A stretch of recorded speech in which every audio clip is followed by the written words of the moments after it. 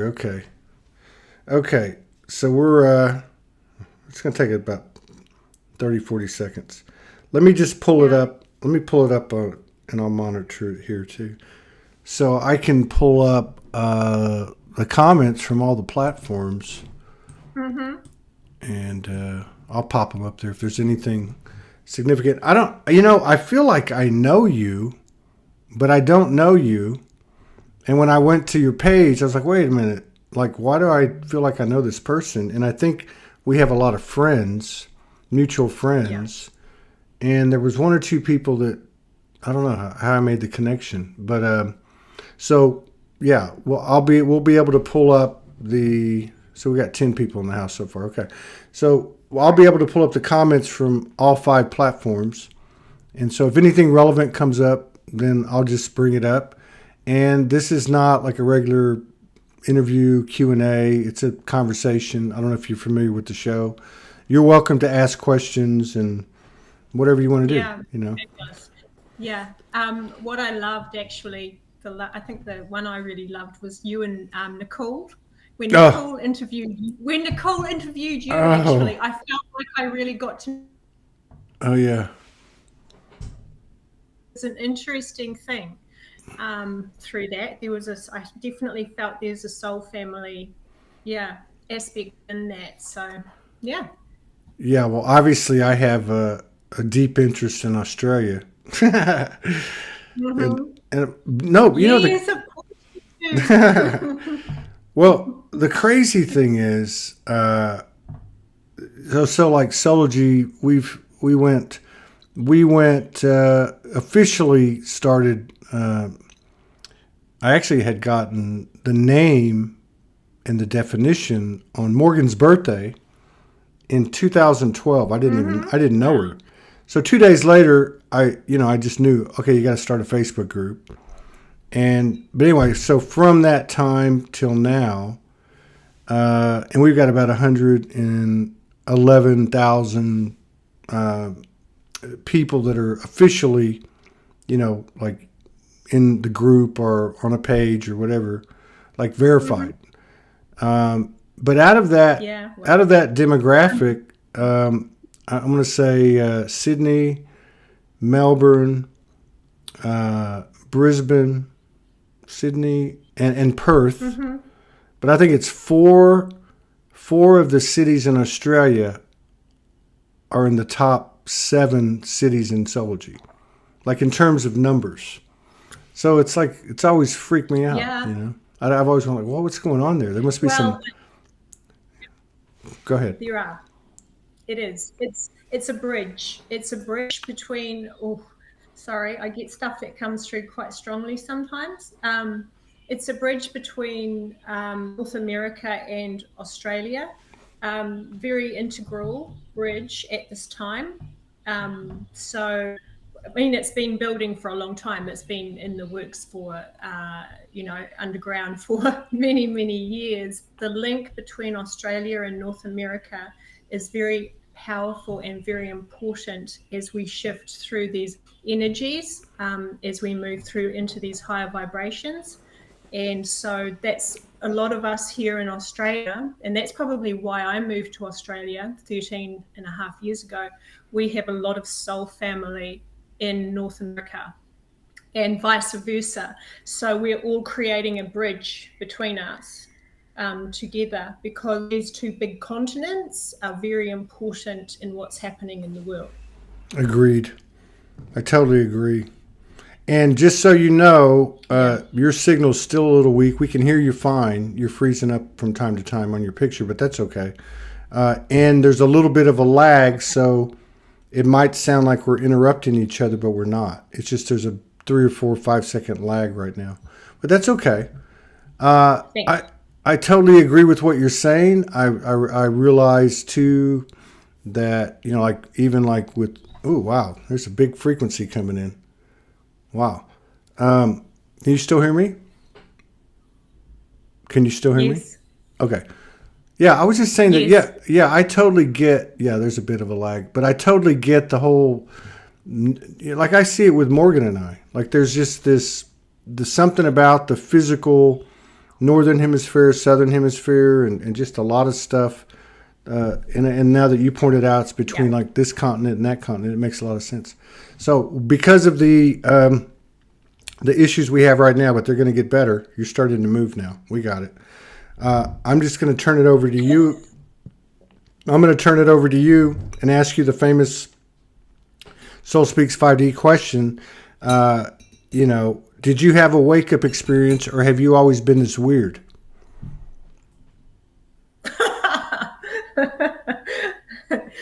I have always been weird, but I think it's been many different awakening experiences over my lifetime, to be honest. It's been a very gradual, but a very purposeful way that it's been done or been gifted to me in my life. So I had a pretty I don't need to go into it at all, but a pretty traumatic life in this life. So each of those traumas have brought a level of awakening within me, and deep searching and a deep actually just retreating into myself to rediscover more and to connect back into myself, because that sense of self was really has been my struggle throughout my life. So a really strong sense of self. So yeah, I can't say every part of it. Yeah, I can't say it was one big boom. I'm awake. It's been a very steady and gradual thing. Yeah. Right on. And you don't seem to be, which is good, because a lot of people tend to, and we all have, I think, to one degree or another, as we worked our way through it, kind of get, even if we don't want to admit it, or even if we're unconscious of it, we kind of get tied to the traumas of our life, right? Like you said a minute ago, I don't need to get into the story, and that's so refreshing to hear, because even at those points in our lives when we think we've moved beyond it, we find that things go deeper and deeper and deeper. But it's nice to hear you be able to look back without a charge and just say, hey, I don't need to get in all this, but I had a lot of trauma, and here's where I'm at now. Where I'm at and where I'm going is really what's important. So that's good to hear. And I think more people are doing that. Thank you. And I believe, we all know that it's all purposeful. Every part of it is purposeful. And so when I look back at that, I look back with so much love and gratitude for all of it, for the hardest parts, because it has brought so much awareness and awareness of my mission. I've always been quite mission orientated. So always been quite mission or service orientated. So it's been, each time it's pushed me further into that. Okay, what is it? How can I serve myself? And how can I serve more within that? So I have so much love and gratitude for every aspect of it. And I have to ask you, because I obviously in this lifetime I've never been to New Zealand or to Australia yet. Wow. You said earlier, though, that part of the reason you feel that you moved from New Zealand to Australia was because of the let's say the collaboration of, let's say, North America and Australia. But was there any other reasons why you went from New Zealand to Australia? Yeah, there were. I initially came over here in 2004 or 2005, I think, by myself, and spent a year over here in actually a similar area to what I am, very close to where I am now. And it was the Glasshouse Mountains, which are north of Brisbane on the Sunshine Coast. There are these incredible mystical mountains that are here. And I was absolutely, I didn't come here for those. I didn't know they were here when I came in 2004, but they called me back. They just stuck in my heart and they called me back. And so later on, when I got married and my husband and I then, we used to come over here. We used to come over here and I used to say, oh, we're going to move over here. I'm going to move here. This is where I need to be. Those mountains are calling me. And so eventually it took a while. So in 2008, so I said 2004 before, but it wasn't. It was 1994 when I came over here. 1994. First time, but I'm giving myself a good age-wise here. So I came back in 2008, and what called me here was the mountains. But what I have learned over the time is New Zealand is such a very soft, feminine country. Such a beautiful, soft, feminine country. And that's my nature. That comes really, really easy to me, to be that soft, feminine. Australia has, and I was always drawn to Australia for the mountains, these beautiful mountains, but the sun and the beach and the heat. I needed the heat, and where I lived in the South Island of New Zealand was a lot colder climate.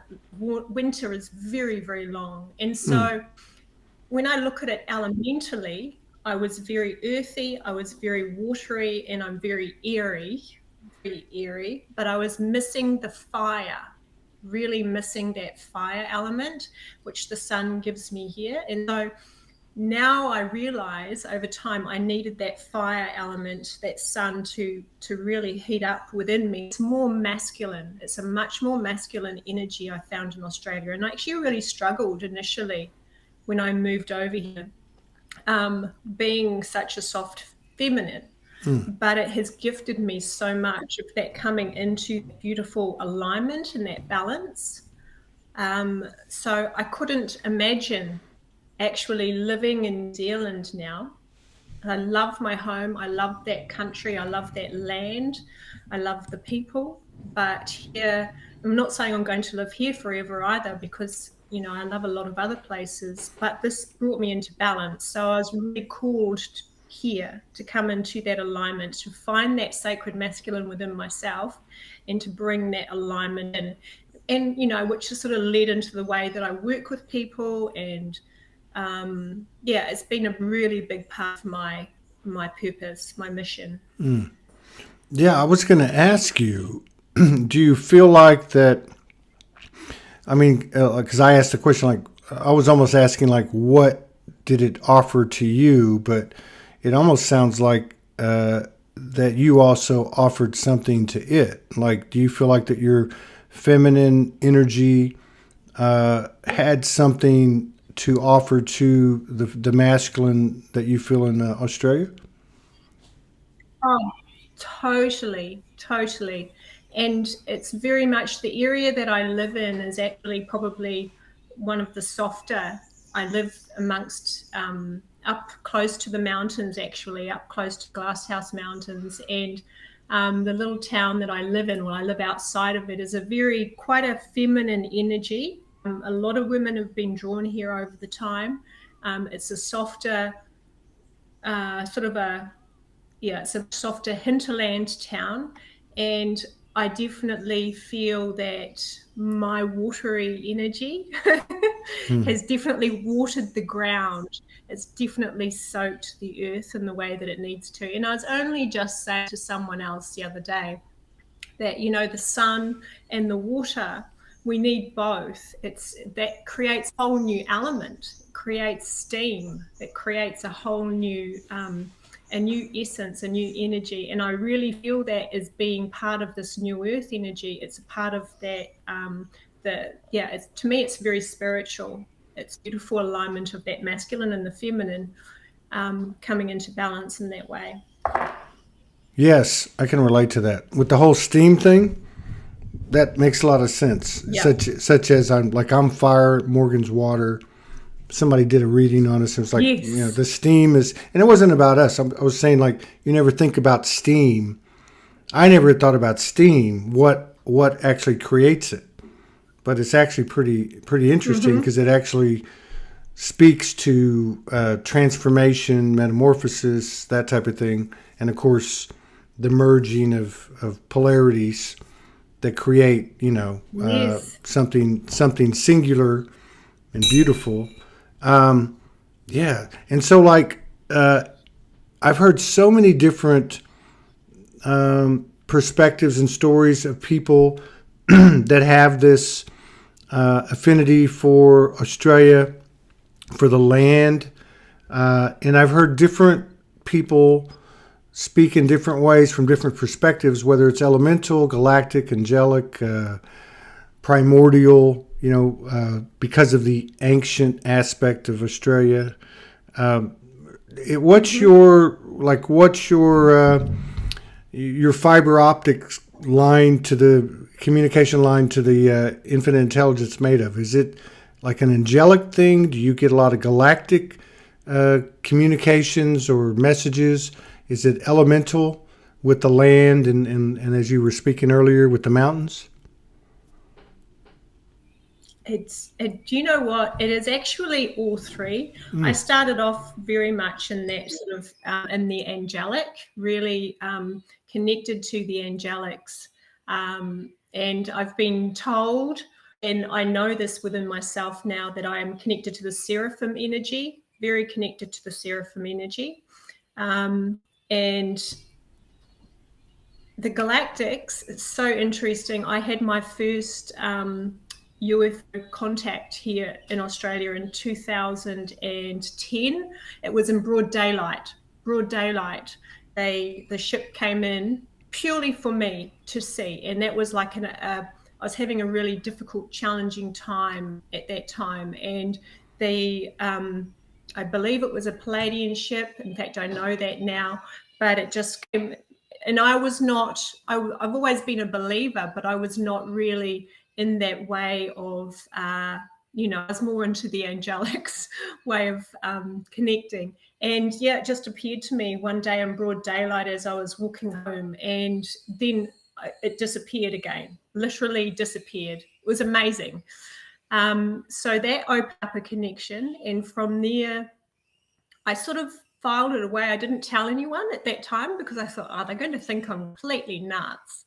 So it wasn't until a few years later, I actually started playing in the sky, night sky, with the ships, talking and communicating. I was struggling to see a connection in my to actually base a communication on just going within, and I was still looking externally. And my beautiful friend again guided me to start scrying, mirror scrying with myself. That was only a few years ago, and that really, then I just sort of saw everyone. I saw my galactic family. I saw my soul family, and then it's like, then I started building from that. But I have to say, many of my messages, because I'm so earthy, I work with animal spirit, very much a medicine woman. So my messages come through from nature all around me. Nature gives me everything I actually need. Spirit communicates to me. The galactics communicate to me. My angelics communicate through nature. And I always say, pure nature is our pure nature. So when we return to nature, then we get the truth. We absolutely see the truth. We feel the truth, know the truth. And it just gives us, I ask a question and something in nature always answers it. So, and I'm surrounded by nature. So it's like an ongoing conversation. God. Okay, hang on. I got like 6 questions. So, and I'll remember every one of them. So, yeah, because that was a fascinating synopsis of everything you've experienced and where you stand. So first you said something about a friend of yours introducing you to something, and I don't know if I heard the word a game or that was their name, but you said you started to, I guess, identify your angelic family, galactic family, soul family, something like that. Could you explain just a little bit as to what process you used to do that, or if I'm getting it wrong, fill in any blanks? Yeah, it's okay. It might be the sound, and it could be my accent. When I talk fast, it gets lost in translation sometimes, the New Zealand accent. So he actually suggested for me to, I started meditating and communicating with spirit when I was probably in my early to mid 30s, and spirit introduced themselves to me as Sam. Okay. Sam. And I'm like, who is this Sam? I honestly was like, thought Sam was a person. But I was meditating and I was exploring, and then this just sort of came through as a wave. I eventually worked it out. And then when I started connecting with the galactics, well, with my soulies, my spirit family, my galactic family, my friends suggested I start doing mirror scrying to help me, because it was a sense of self that I was lacking, and there was something that needed to shift in that. So he was great. He just suggested mirror scrying, and then all of a sudden in mirror scrying, I could see everyone. What is I that? could see What is mirror scrying? So actually gazing at the mirror, so coming up really quite close, Right. and actually just gazing, so third eye gazing, or gazing. I often do it to one eye because I have different aspects that come in different ways, and sometimes I can see them around. Sometimes I can see my aspects. I can see the aspects of me from other from other parts of me coming in. I can see my galactic aspects. And so then from then I started communicating to myself, or to them, to what I could see, to what I could experience. In fact, the first time I did was only a couple of years ago, and it actually worked. I spent the rest of the afternoon sobbing, because I was like, where have you been? Why haven't you shown yourselves to me before? Wow. I've needed you, it was huge. Because I really lacked a sense of my place, and actually seeing all of this, it was like, oh my gosh, okay. I needed to see something to really get it and understand it at that point. Yeah. Yeah, that's that's interesting. I've never heard that term, and I have been doing that for years. Not like every day, but I've done it. I don't know, probably going back probably several years, maybe 8-9 years, because I used to have a wall, floor to ceiling, all across the wall mirror in the original studio where I started with Soulogy. And I had some extraordinary experiences in the bathroom, in that studio. Yeah. I've never really talked about this, and actually had one happen a few days ago that was I had totally forgot about it till you brought this up. But I must have stood there for 2 hours. This is about a week ago, and what you were saying about how you stare, like, I can understand this because I've done this. You get a totally different thing out of one eye versus the other, or most of the time I stare right into what is the third eye, and it can be one eye, two eye. It can do a lot of stuff. I've actually had apparitions come out of these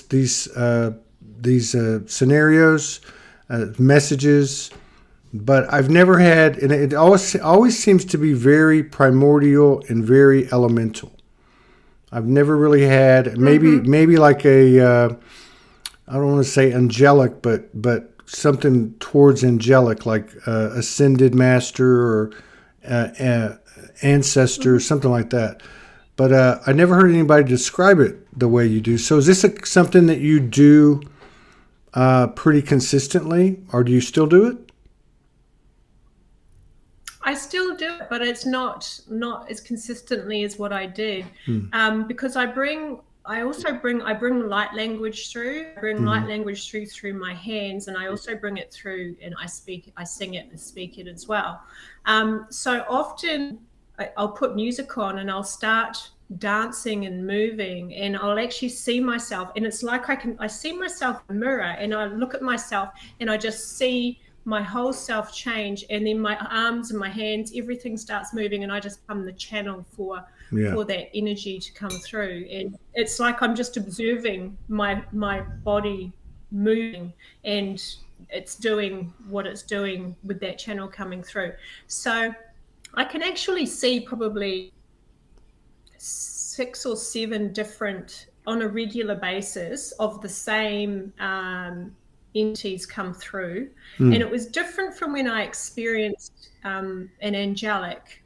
When I experienced an angelic would have been like really what I would term an angelic, but it was more like a light being, which is, angelic. But, it was about, that was early 2000s, I think. I was in bed, and I woke up in the middle of the night, and I was standing at the end of my bed looking over me. It was about 8, 9 foot tall. It was just this streaming waterfall of pure, shimmering, beautiful light. It had different pinks and blues and purples and silvers running through it. It's just this gorgeous angelic being, and I just felt so loved and protected, just standing over my bed, watching over me as I slept.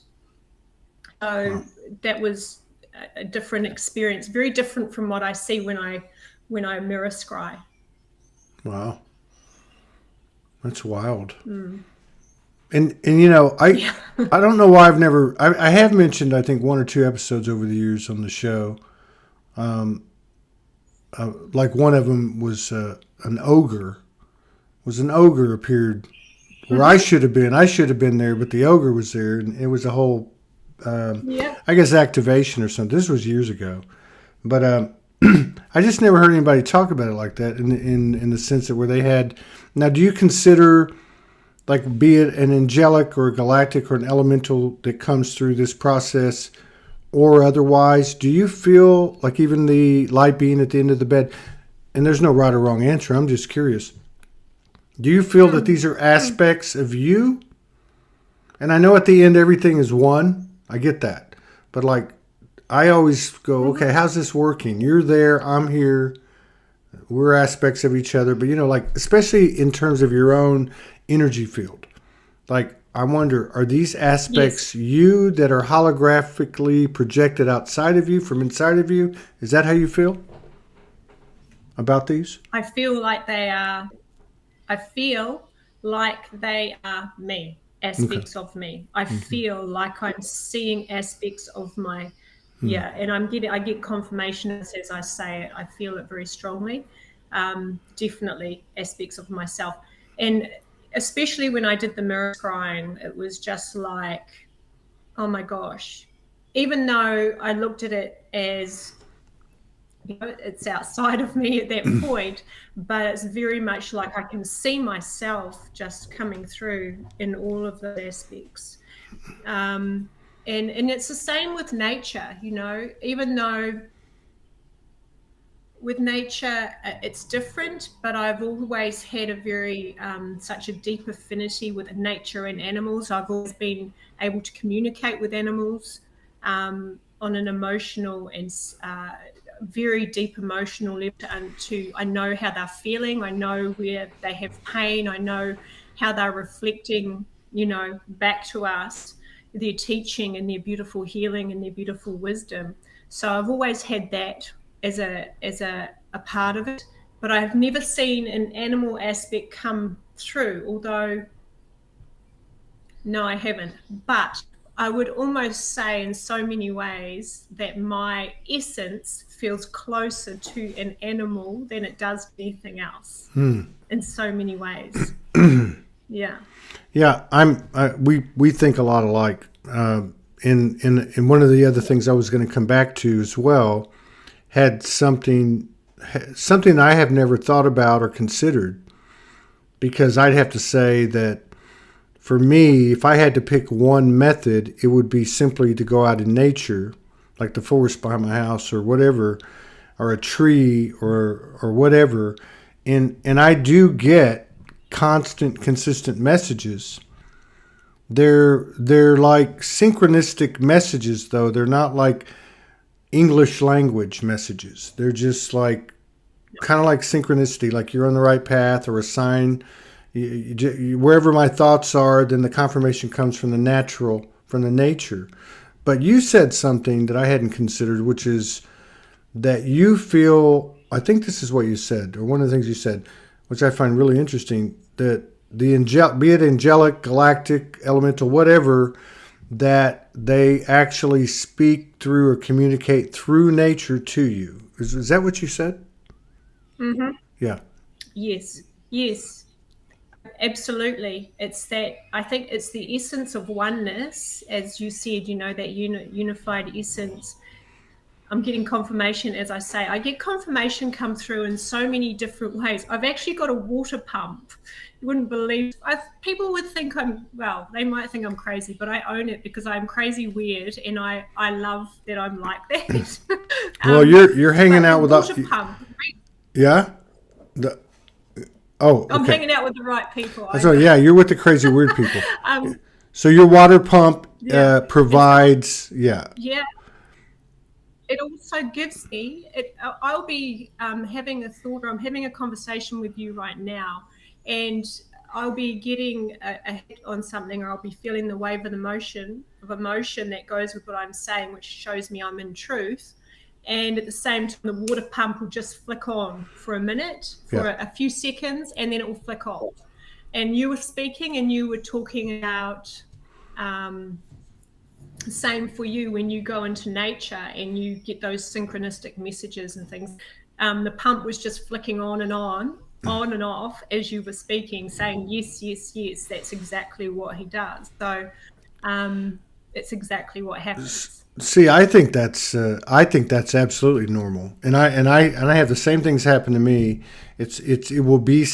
I've learned to, for myself. I'm not saying this is for anyone else, but every single sound, every single light, everything, it's still nature, right? I mean, it's still like I have this, and you can always explain things away, like what we were talking about at the beginning of the show.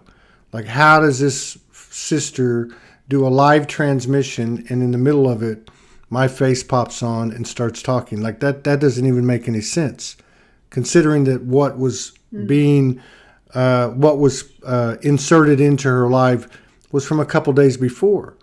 Now, we've seen a lot of other anomalies, supposed anomalies on the show. But for instance, if you look at pictures, images that people take, and around the world, especially with the internet over the last 10 years, and you see this and you see that, people are like, oh, that's a light infraction, or that's this or that. Well, it may or may not be. But the fact is, when these things occur in synchronicity, it's the only thing that's keeping us from expanding on that level of communication is our belief in it or not.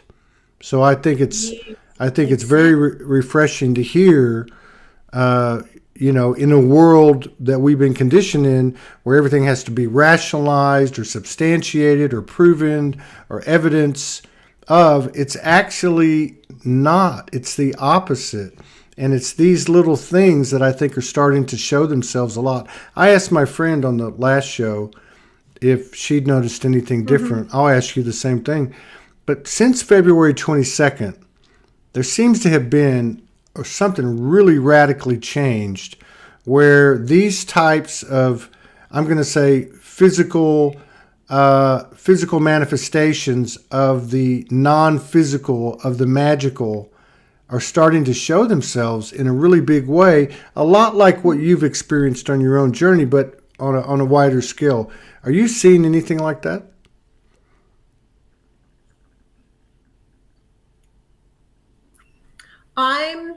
I guess I am, but I'm more experiencing it as in pretty much in the way that I said, that I feel now, and it's probably to do with where I am and the shifts that have taken place within me, but also in the area around me, and those activations within myself, and the way I interact with the environment, is I'm just so much more like everything's talking all the time. Everything's talking all the Yeah. time. And someone will show me or put up a picture or an image on Facebook, not of those anomalies or light beings, but I'll just see a landscape. Someone will put up a landscape picture, and I can read exactly what's going on in the collective energies from looking at that picture. Yeah. I can get the story of it. I can get it really, really clearly. And I mean, sometimes it just has to do with me. I can get a message directly from a picture just for myself, but I can also see what's happening within the collective. I mean, that's been happening for quite some time, I suppose. But just the clarity now, there's so much more clarity in, I think, our connection, because we're so much more open-hearted and so much more. The more of us that have let go and said, okay, I'm just going to be the weird one that I am, and dived into that, then I think, we've just created this beautiful energy together to allow this to be more expansive, to allow ourselves to really see it. So it's just this net. I see this net that we're creating on Earth, heaven and earth. I've always said heaven is in earth. It's already been in earth. It's not on earth. It's in earth. And so we're really literally drawing heaven up through our, we're bringing it in obviously through our crowns and coming through our hearts, but we're drawing it, it's these two centers that are meeting and expanding without, around us. And we're just this giant net around the world. I see us as just connecting all of this. And so the wider our net becomes, the stronger our net, our light net becomes, the more everything just shows itself and allows itself to be seen. It's safe. It's safe for it to be seen and experienced. Yeah. Yeah, I like that explanation. Yeah, I think that's a better explanation than what I was saying, because you're right. It's not that they've just come, or that, it's there already. I think it's closer to what you're saying, that we're actually, maybe our frequency's been raised and we can see more, and our sensitivities are greater to what's already there, and a combination too of pulling it up, just as we do in our chakra system. I've been getting hit. I've been getting hit a lot, and I talk about it on the show sometimes. Inner Earth, and so your explanation would actually lend to that. Like we're always looking up there, but what about below our feet? And that to me just seems a lot more plausible in the way you explain it. If you think about it. We go from the root chakra up through the crown, right? I mean, so that would make sense that the inner earth, be it in the physicality or not, is present and is being pulled up, and maybe that's what we're seeing. Now, you just had Australia just had some massive rain and torrential rains like they'd never seen before. And I know Lismore got really wiped out, and a few other places. Just from your perspective and your connection with the land and otherwise, what's your take on that? What do you think that was all about from an energetic basis? And I have a follow-up question in regard to. Well, go ahead and answer that one, and then I don't want to cloud it up for you. But what's your take on what happened with all this rain? Yeah, the rain, because we got it here too. We were rained in. There was a lot of flooding here locally as well, and people had to evacuate and things. Not as bad as down at Lismore and down in northern New South Wales. But yeah, there was enough.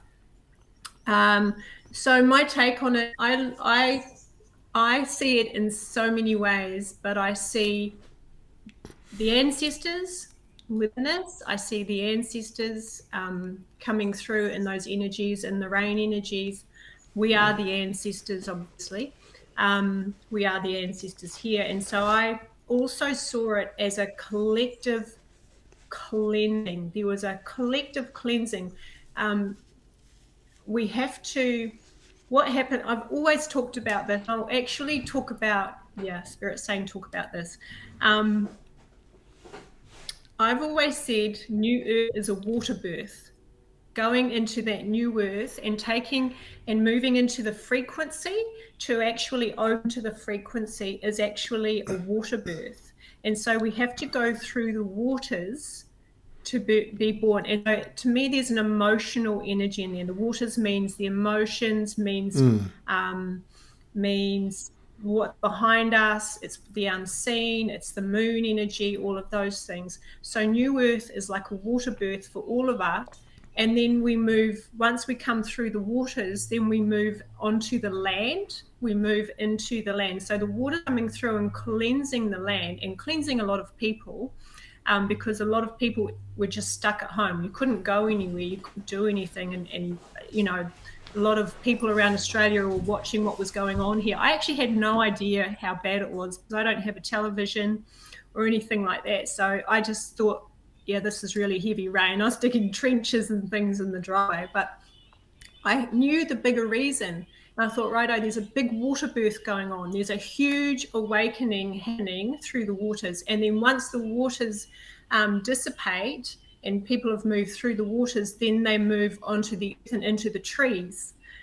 Because I see the waters as our emotional energy, and then I see the tree energy as our physicality, as it's actually the trees hold the keys. They hold the frequencies and the keys of that new earth energy because it comes up through their roots, and they're also reaching up galactically and getting, you know, the energy through from the sun, and then they spread it out. So they've always held the keys. So I've always said, righto, the waters are bringing it through, they're cleansing, it's the crying, it's the releasing, and it's also the land being cleansed and released. And then for the collective, it's then moving into back onto the land, into the trees, into that tree energy, and grounding, really grounding that new earth energy and bringing it through yourself.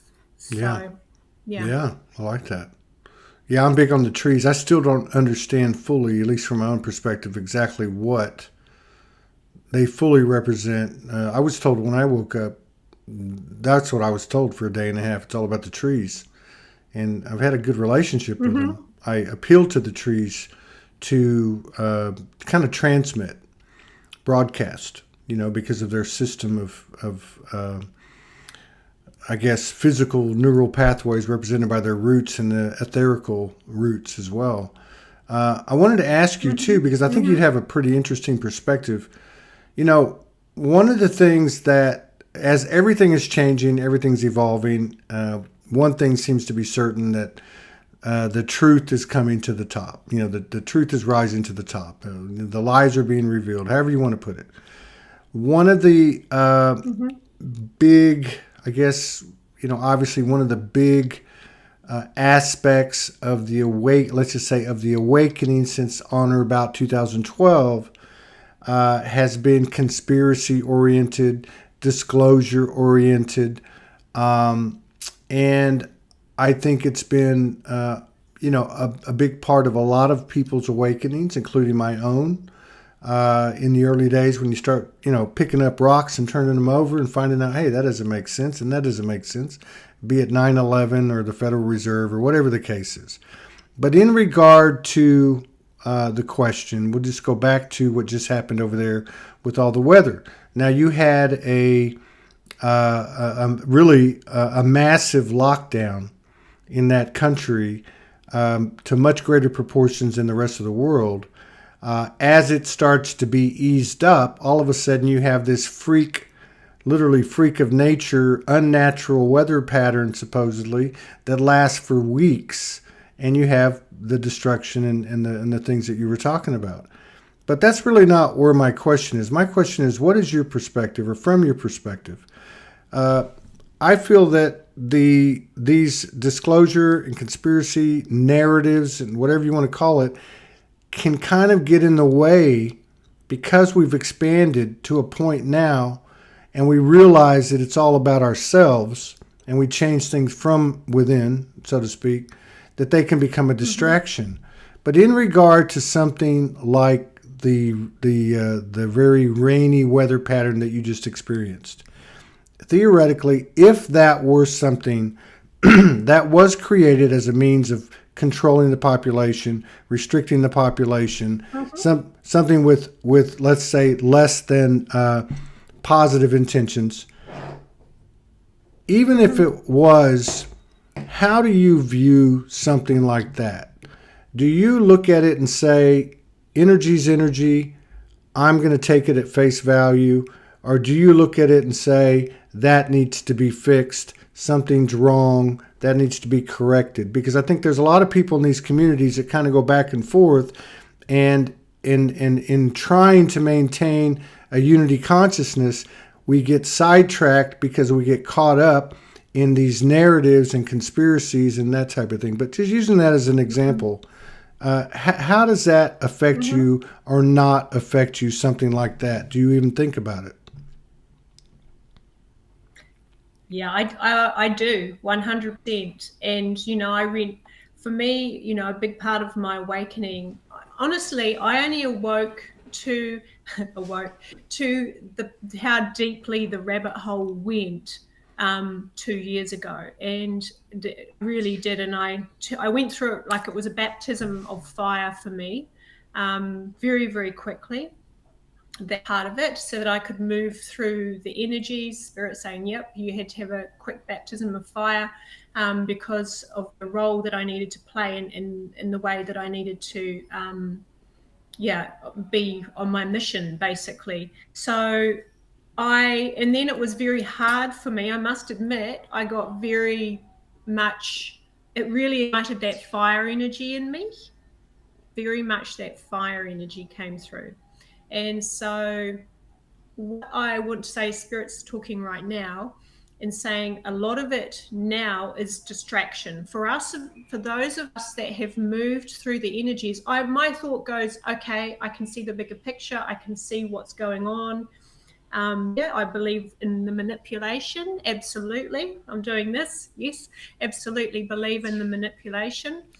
However, I always come back to the divine perspective. The dark lives to serve the light. The dark lives to serve the light.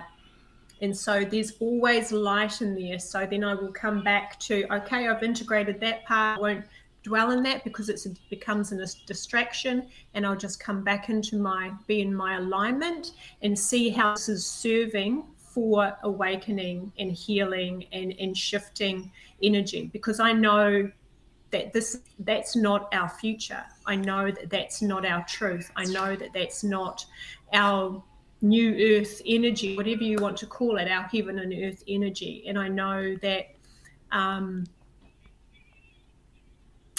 just see how the dark serves the light. And I always bring it back to that. Always. You can see the 3D, 4D, 5B, 5D and beyond perspective of it, you know? Yeah. Yeah, no, I'm with you. And I think it's important. Go ahead. Yeah, I do think it's important to not deny and say, no, well, that can't be that, because it's a big part of awakening when people suddenly realize, well, hey, things are being manipulated and controlled, and we're being controlled in this way. That's an important part of awakening. But once we've integrated that, then it's our time to then really come back into our heart center and just see how it's all perfect and divine, and how it's working for us on a greater level. Yes. Yeah. No, I'm with you on that. And because I don't really get pulled into it like I see, because maybe I've worked with it. I don't know, but I was watching a little 10-minute clip of an interview on a prominent platform a couple days ago. And it was interesting because the interviewer was asking the guest had some experiences with ETs, and like many of us here have, but they were so engrossed in the narrative that I was just kind of like taking a step back, going, because I study these different platforms to see what the nuances are. But I was taken aback. I thought, wow, this is 2022, and the bulk of the attraction in the conversation on this very large platform, I would say in terms of numbers, much bigger than Soulogy, that the bulk of it, the lion's share of the conversation had to do with the narrative, and in a very disempowering way, in my opinion, because to your point, it was like becoming a distraction. I almost wanted to like jump through the screen and say, hey, what about the soul? What about the fact that nothing outside of us is greater than us? You know what I mean? It's like, I don't know. Yeah. I don't know. It just makes me wonder if that's happening on these types of, say, disclosure, conspiracy, starseed platforms. What's happening in the rest of the world? Almost like, wow, do we have that far to go? Or are there a bunch of people out there that are not in these communities that are intuitively tapped in and getting the job done, inner work wise and all that? But I was just curious as to what your take on it was, because of the fact that you are rooted in the land, you don't have a TV, you work consciously with your aspects and the external and so on. Now let me ask you this. Go ahead. No, go ahead. Go ahead. I was going to say, I mean, it's so much, it's distraction. I just feel the distraction within it all. It's to distract people. And it's often at the moment, I'm noticing it for, and it is these larger, it's the larger platforms. I'll just say, and I'll bring the light in, it is the larger platforms, the larger audiences that have drawn this focus in. And so that's where these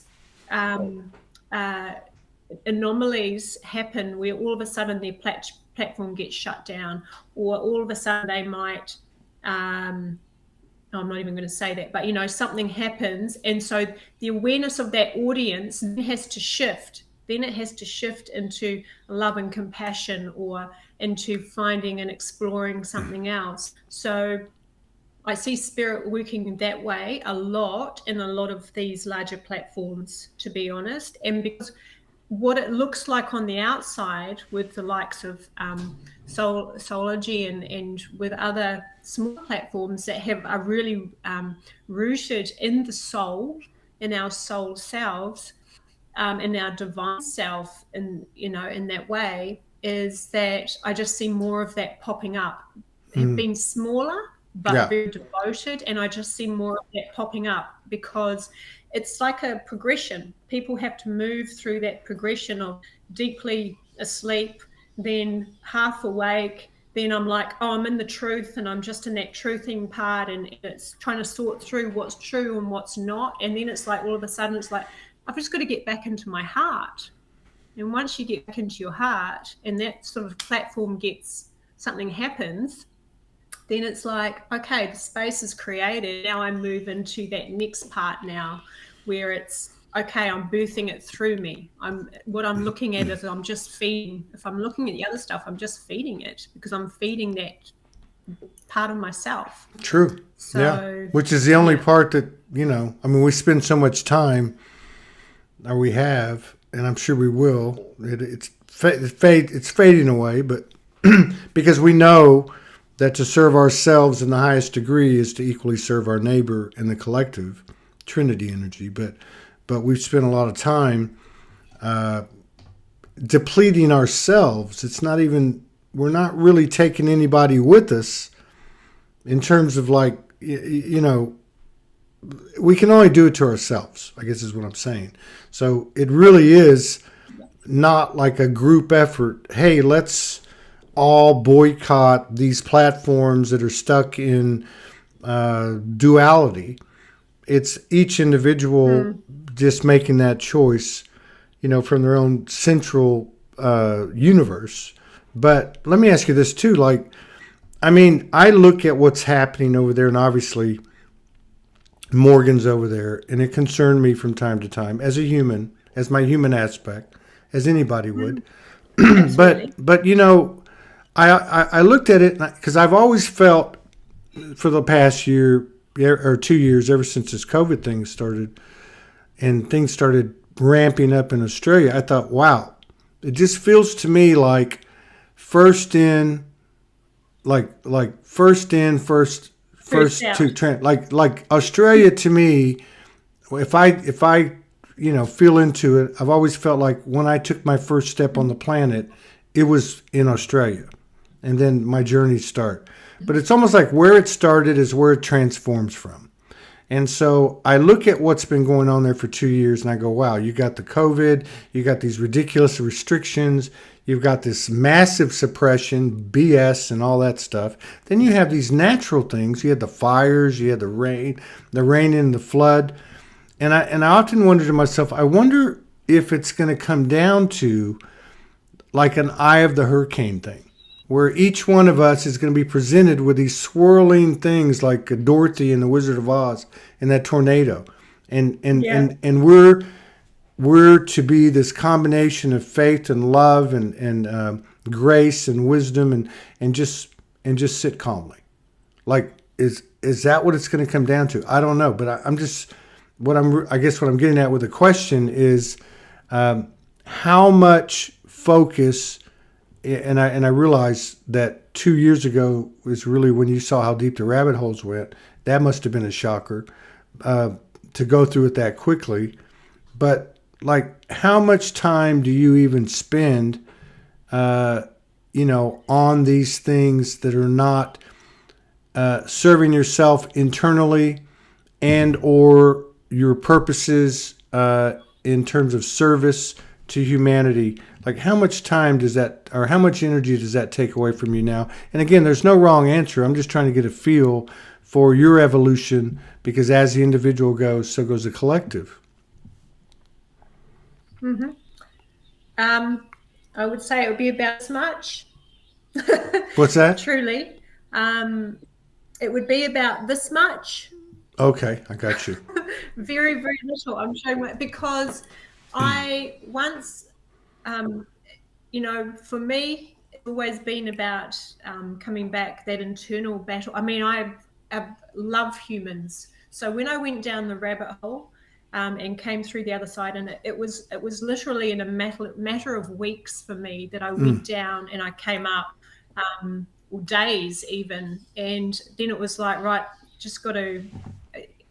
But I could see at perfect time what it meant for me, what was going on within me as well. I was also, at that time, I'd exited a marriage 18 months before, and I was still working through the internal claiming of power within me. So I could see how that there was a big part of that for me, that shifting through that energy, just in that matter of time. And then it was as soon as I'd shifted through it, then Spirit was like, right, let's just get moving here on shifting you out of physically where I was living as well, which I was living in the house that hadn't sold. So that sold very quickly, and then I was on my way. And so then I focused on, right, everyone has to know this, but I was channeling. What was coming through me at that time is I was channeling, most of it came through as poetry, actually. It was beautiful. It's beautiful. It's all going into books, because over the years I've channeled, a lot of it comes through in poetry. But I had really worked when I was really clear and open through my heart. So I was channeling a lot of empowering poetry messages straight from the divine. They were wrapped in golden energy. They were wrapped in divine energy. They're timeless. They're for anyone that moves through their journey in that time. So for me, it was like I claimed my sword, and then this energy just started pouring through me, and it was like the truth. And came through that way. I wasn't focusing so much on I knew what was going on, and actually it's a lie. It's not a lie. It's not true. I was looking at what was going on externally, a lot more. And then when that came to an end for me, I worked with that part of the collective. I worked with my own embodiment of that golden energy, of that golden frequency. I actually found it quite challenging to let go of that, looking at, I still was like, got to, I was in the children. I was like, what are we going to do about the children still? And I was still very much in that energy. So it took me a while to let go of it. But once I did, again, that was another level of what was going on within me. I had to look at what was going on within myself. And then once I actually got to grips with what was going on within myself, and healed some wounds, childhood stuff and all of that, then I was able to shift out of that energy. And so my awareness just does not, like I'll think straight away when something comes up, I'll think it, but I won't go there. And in my experience of my life around me, once, to be honest, I've lived outside of it almost the whole time. I've lived outside of what's been going on. It hasn't been my experience. Wherever I go, I Spirit has always told me that I'm divinely protected, that in the power of my life. I've not been hassled. I've not been, when they had all the mandates and things like that, I never once followed any of the mandates. I've not done any of that. I've not done anything, not once, not ever. But because I had such a strong connection to my sense of self and what was right, and looking at the divine perspective and what all of that meant. So it's not been my experience, but I have seen it around me, and empathized a lot. But in my day-to-day life, and when I go out and when I go and do shopping and go places and go to the beach and do all of those things and just live my life, I just don't see it. I don't experience it. So to me, it's not part of the life or the world that I'm creating through me. Yeah. Yeah. And it just feels, if you look at the spirit science of it all, not that anyone has all the answers, but it would make sense, like a tuning fork, right? Like it would make sense if you're at a frequency where that, for all intents and purposes, that stuff doesn't exist. And then other people start doing the same thing, that at some point, people talk about this bifurcation, the Great Divide, two Earths, and that type of thing. I don't have an opinion. Really, I just don't. I don't think it's that important. But it does make sense that that's the way out. That the way out is not by some kind of brainwashing or self-hypnotism. It's simply by choosing as a co-creator what we want our experience / earth to be, kind of thing. And it just feels like more and more people are doing that. And I just find it interesting to see how people deal with this stuff. So just kind of like as a summation or just a concluding kind of question, an example. So say in a case like what you just experienced, or what your country just experienced, your region in Queensland, what about when, and again, no right or wrong answer, I'm just trying to get a feel and pick up code. How does somebody else come to a higher alignment than maybe I'm at, so that I can have a higher frequency? But when it comes to people, let's say the people in Lismore, maybe some people lost their lives. They lost, I think, 5,000, 10,000 people lost their homes. When there's something that's really bad, sex trafficking, murders, or war, or whatever, how do you approach that? Do you approach it from I know you have compassion. From a standpoint of those are souls, they have free will, they chose and designed their life plan, or something's really out of whack here, and I get that, but I just need to keep working on myself. That's the best contribution I can make. How do you deal with that?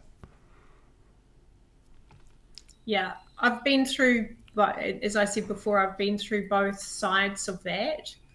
And it's always coming back to, as I said, and looking at the soul journey as the hero's journey, looking at the hero's journey of each soul and what they bring in and their exit time and the grief. I look at, that's what I need to talk about. So when something like that happens, and I'm getting all the confirmations coming in, when something like that happens, the focus of those around that see that, even if it's within a personal family loss, or if it's on a larger scale, there are people, I see how the divine works through it. And so that's what I come back to. I see that there is a level of awakening, of bringing the waters through, having to bring the waters through, and also moving through the stages of grief, which in many ways are moving through the chakras in so many ways, but moving through the stages of grief, and aligning that emotionally. And so there's moving through, it comes to a point where it's a moving through the waters. And so for me personally, I look at it now and I look at the divine perspective. I always send love and compassion. I focus on the love and light, because I know that, I might have a moment or a few moments where I allow myself, where it just becomes like, that there's grief in that, and I feel the grief because I'm very sensitive, like I know that you are, and I know that so many of us. If I stay in that for too long, I could be dragged down to it, because I work with collective energy. The energy, to me, spirit talks to me about what's going on all of the time, and I'll give you a little example of that in a minute. But so I just bring my attention to it, and I just send as much love and compassion as possible. And then I look at the wider perspective of the net around that, and actually how that's impacting all of those other beautiful beings, humans around there in their own awakening, and that's serving them. And I know that some will be, really awakening through that. It's actually helping them through a part where they've been stuck or where they've been blocked.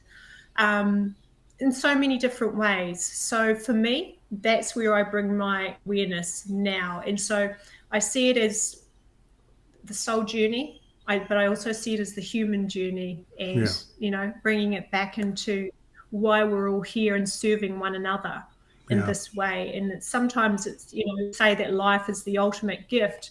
Well, they're giving the ultimate gift, then, aren't they? And that sacrifice. And we have it with our animals as well. We can say the same thing about animals. When someone loses an animal, or any sort of thing like that, it brings a moment of, I've seen so many people come through the other side of deep grief like that, and just come through as completely renewed. They just moved through that chakra energy that they needed to, where the blockages were. Like rebirth, resurrect.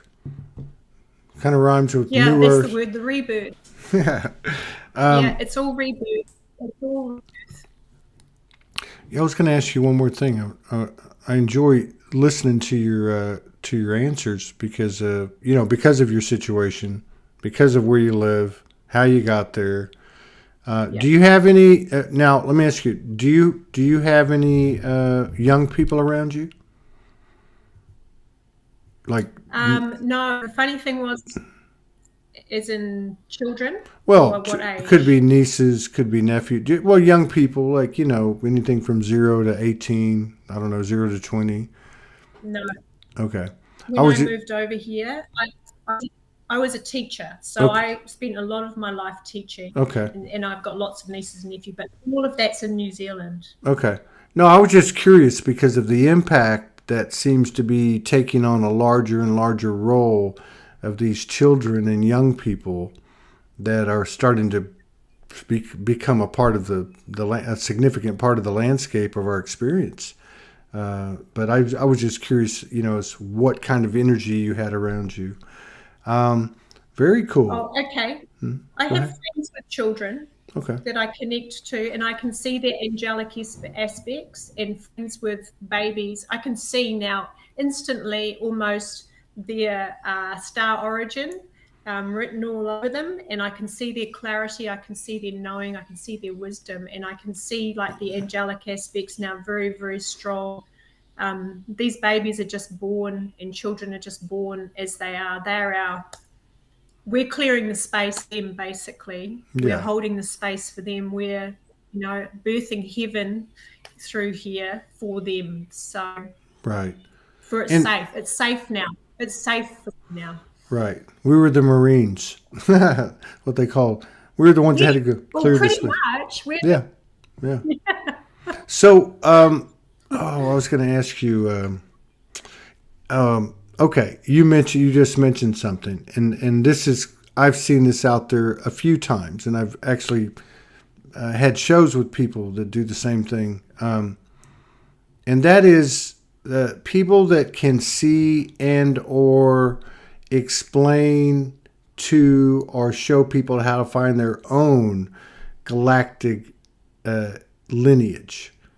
And so this is another place where I'm kind of like in the middle going, okay, well, what is it?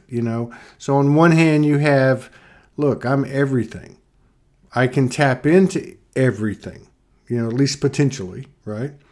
People talk about Akashic and all that, right?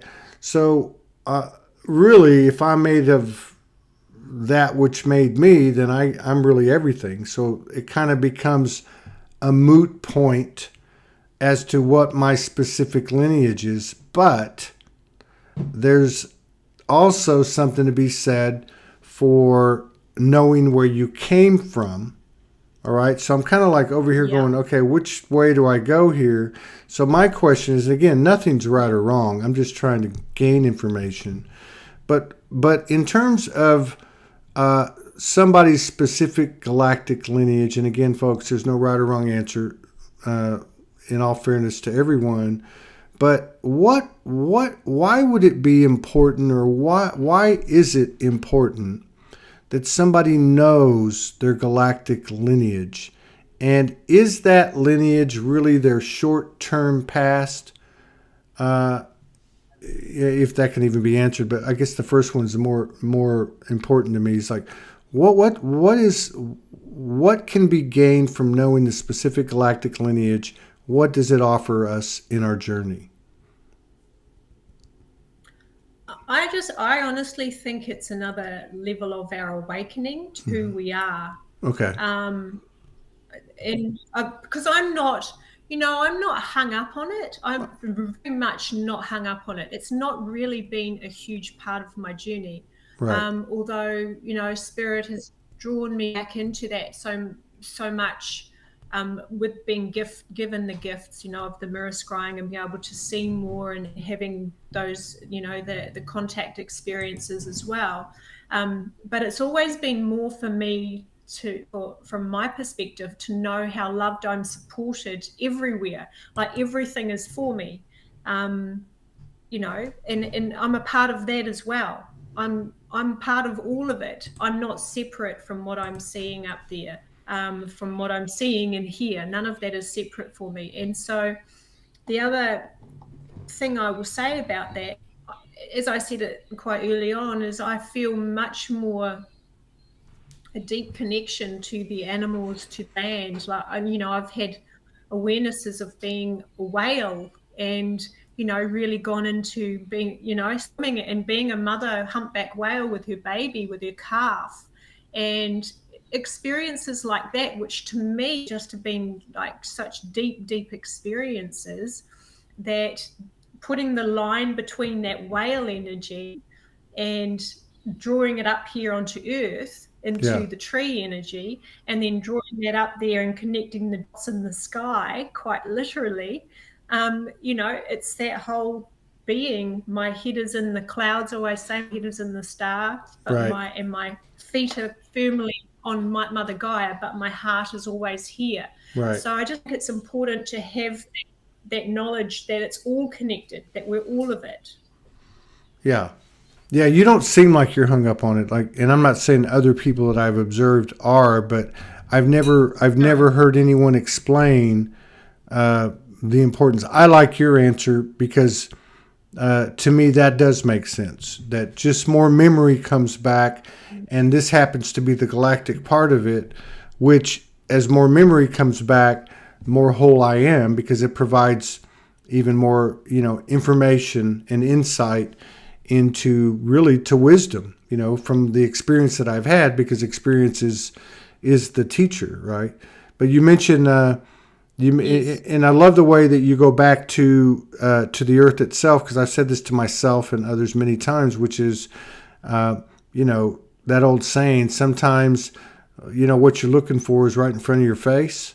And we spend so much time looking up in the stars and looking externally, and there's so many incredible wonders on the earth. For example, and this is what I was going to get to.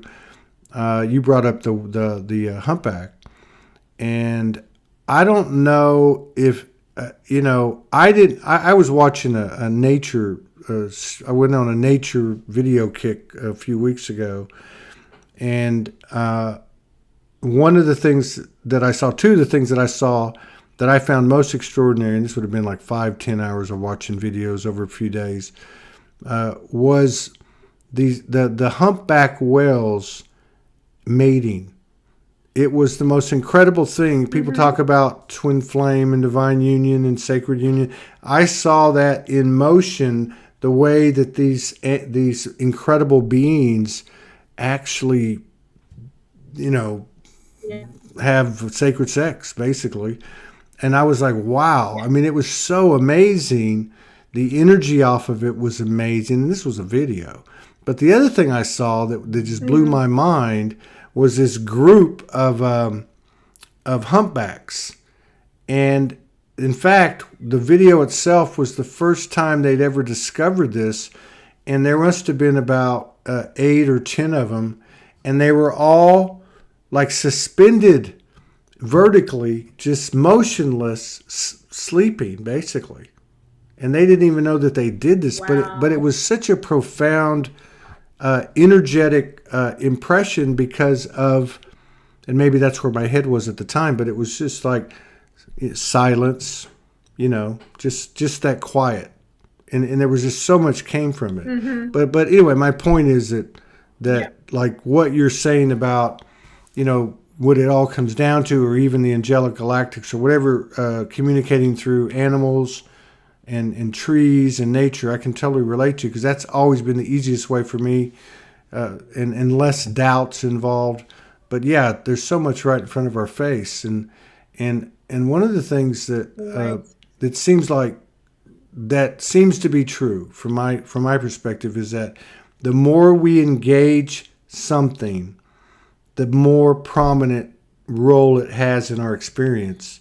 And it's those things that we don't pay attention to that don't have much to do with our experience.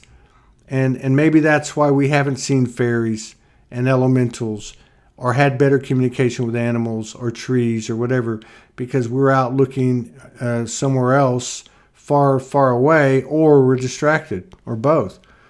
So Mm. interesting conversation. I'm I happy to have met you.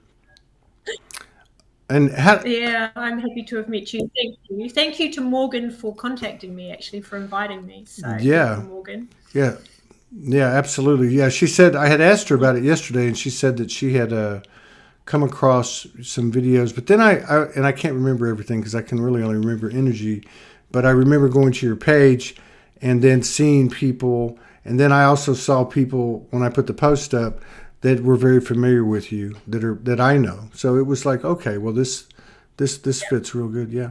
Well, I wish you the very best with what you're doing, and all blessings to you and yours and to all your endeavors.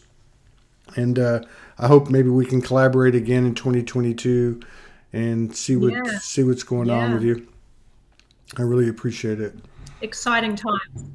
It really Thank you. is. Thank you so much. It's been an absolute honor and a joy, a pleasure, and a privilege, truly. And I love this format. I love the whole conversation, being a conversation. So thank you. Thank you. Thank you, Todd. From You're my very heart welcome. to yours. You're very welcome. And stay Thank you everyone that watched. and stay dry over there. Stay dry over there. And y'all keep kicking ass We over will there now, I so we can turn this world around. All right. Thank you. Yeah, See you we'll later. get there. Where sun rises in the east. That's See right. you. All right. Take care. Thank you, everybody. See you tomorrow.